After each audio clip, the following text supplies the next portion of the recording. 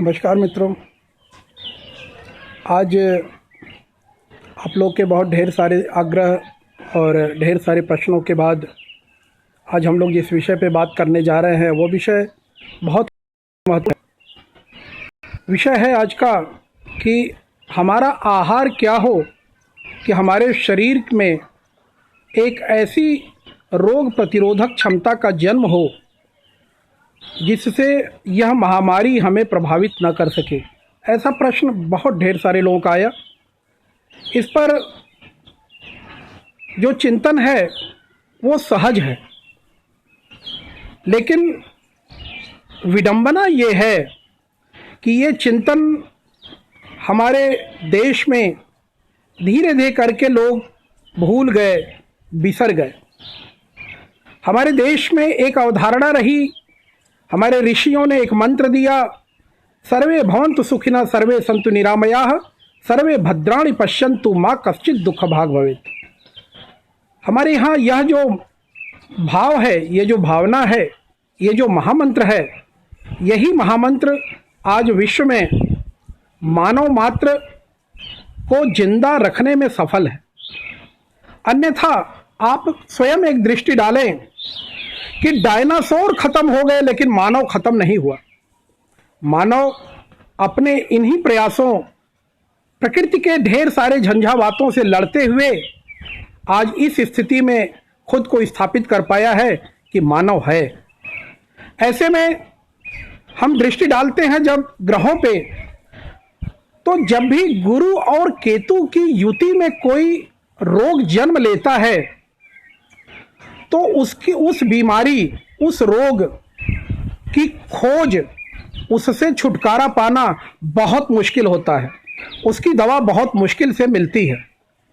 पिछले 4 महीने से पूरी दुनिया के सारे डॉक्टर लगे हुए हैं इस कोरोना नामक महामारी से छुटकारा पाने में, लेकिन अभी तक किसी को सफलता नहीं मिल पा रही है। मिलेगी, बहुत अधिक संभावना है कि अभी केतु गुरु के घर में धनु राशि में है, तो हो सकता है कि इस समय सितंबर तक कोई दृष्टि हमारे डॉक्टरों को मिल जाए। लेकिन सितंबर तक हमें बहुत ही सुरक्षित रहना है, अपने को बचा के रखना है। जीवन सबसे अनमोल है, जीवन से महत्वपूर्ण कुछ भी नहीं है। व्यवसाय, नौकरी, अन्य सारी चीजें आएंगी जाएंगी, सब कुछ पुनः मिलेगा, लेकिन जीवन दोबारा नहीं मिलेगा। ऐसे में हम चर्चा करनी आज हमें कि हमारा आहार कैसा हो। तो हम आज के आहार पे आपसे जो वार्ता कर रहे हैं, उस वार्ता में प्रथम दृष्टि है कि हमें ऋषियों की दिखाई हुई दृष्टि, ऋषियों ने हमें जो दृष्टि दी है उस दृष्टि का हमें पालन करना है। आपका जो शरीर बना है, आपके माता पिता ने जो आहार ग्रहण किया, उस आहार के कारण उनके शरीर में जो वीर्य और रज की उत्पत्ति हुई, उस आहार से ही हुई। उस आहार से ही उनके शरीर के में रक्त बने, वीर्य बने, रज बने, और उसी से आपकी उत्पत्ति हुई है। जो आहार माता पिता ने, जो आहार पूर्वजों ने लिया है, सबसे पहले तो आप उस आहार पे आ जाएं।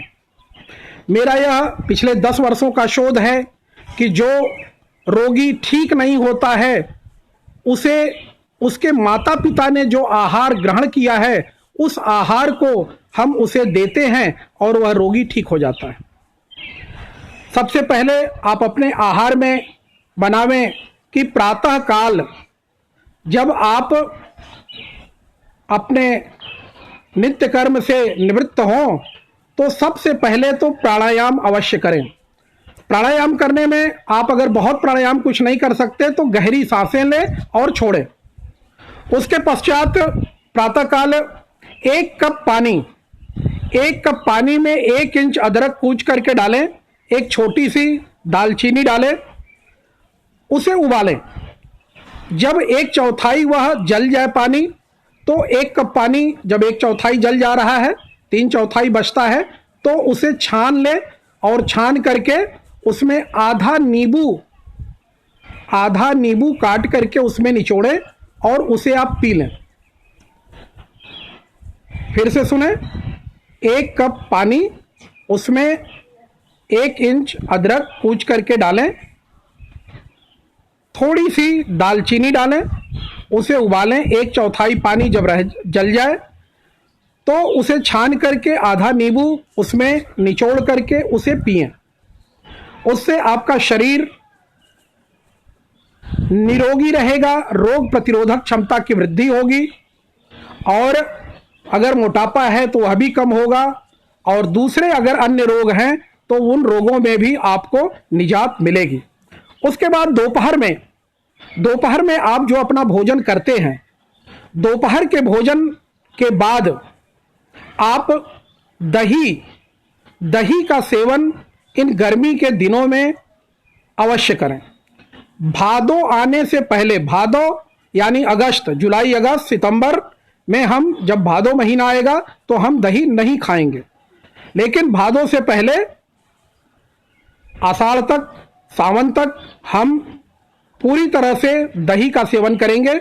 दही में काला नमक मिला करके उसका मट्ठा बनाएं।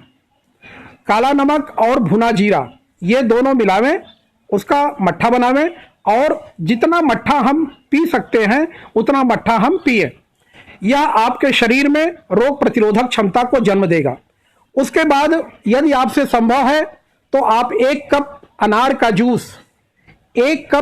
का जूस, उसमें आधा नींबू निचोड़ करके, 1 कप अनार के जूस में आधा नींबू निचोड़ें और उसे पी लें। यह दोपहर में ही इसे पीना है, दोपहर के बाद नहीं। दोपहर में आप इसे पी लें। इसके बाद रात का जो आपका भोजन है उसमें आप ढेर सारी सब्जियों का प्रयोग करें, ढेर सारे रंगों की सब्जियों का प्रयोग करें। लेकिन सब्जी लाने से पहले, सब्जी जब आप घर में ला रहे हैं तो उसको धोने साफ करने की सावधानी जरूर बरतें। धोने साफ करने में क्या है कि आप जब घर में सब्जी ला रहे हैं तो आप सबसे पहले उसे साफ पानी से धुलें, खूब धुलें, 1 बार, 2 बार, 3 बार धुलें। उसके बाद आप किसी बर्तन में, किसी बाल्टी में पानी डालें। पानी में 2 ढक्कन विनेगर यानी सिरका डाल करके उसमें सारी सब्जियां डाल करके आधे घंटे के लिए छोड़ दें। उसमें जो भी बैक्टीरिया हैं, जो भी कीटाणु हैं, विषाणु हैं, वे समाप्त हो जाएंगे। उन्हें निकालें और निकाल करके फिर से उन्हें धुलें, और धुल करके आप उन सब्जियों का प्रयोग करें। अब मैं आता हूं मूल बात पे कि ये जो रोग आया ये चाइना से आया। क्या आया? कोरोना आया। तो सी फॉर चाइना, सी से हम न्यूमरोलॉजी में आते हैं, तो C for China, C for corona. China से कोरोना आया, इसने किसे प्रभावित किया? C for citizen, C for countries, C for currency, C for corporates. China से कोरोना आया, इसने सिटीजन्स को किया, कंट्रीज को किया, करेंसी को किया, कॉर्पोरेट को किया। तो चाइना से जो ये कोरोना आया, सी का आक्रमण हुआ और इसने सी को प्रभावित किया, और सी से ही इसको खत्म भी करेंगे। अभी मैंने आपको जो आहार बताया उसमें सी प्रमुख रहा है। C for vitamin C. Vitamin C आप जितना अधिक से अधिक अपने आहार में समय समय पे संतुलित मात्रा में लेते हैं, आप सुरक्षित रहेंगे। सी फॉर क्लीननेस, सफाई, क्लीननेस आपकी होनी चाहिए, और क्लेवर होना चाहिए। आपको बहुत चतुराई से रहना है इस समय कि आप कोरोना से कहीं प्रभावित ना हो जाएं। इसके साथ साथ आहार में आप पालक, सरसों का साग अगर मिल सकता है तो ले सकते हैं, अन्यथा कीवी अगर बाजार में मिलती है तो जरूर लें। प्रचुर मात्रा में उसमें एंटीऑक्सीडेंट होता है और वह रोग प्रतिरोधक क्षमता की वृद्धि करती है। इसके अतिरिक्त जो भी आपके प्राकृतिक रूप से मौसमी जो फल हैं, उन मौसमी फलों को लें, वे फल आपको सुरक्षित करेंगे। कल हम इसी समय एक वार्ता और छोटी सी करेंगे आहार पे ही, कि किस माह में क्या खाएं और किस माह में क्या न खाएं। आज के लिए मैं ये कहूँगा कि आज इस माह में बैसाख में नया तेल नहीं खाते, न लगाते हैं, नया तेल नहीं खाएंगे न लगाएंगे। लेकिन बैसाख में, जेठ में बेल खूब खाएंगे। जितना पका बेल आप खा सकते हैं खाएं, आपकी रक्षा होगी, आप सभी लोग सुरक्षित रहेंगे। सनातन पद्धति पे वापस आएं। सनातन पद्धति निश्चित रूप से आपके प्राणों की रक्षा करेगी। मैं कल आप लोगों को बताऊंगा कि किस माह में क्या खाएं क्या न खाएं, किस तिथि पे क्या खाएं क्या न खाएं, कैसे हम कोरोना से अपने प्राणों की रक्षा कर सकते हैं। नमस्कार, जय श्री राम।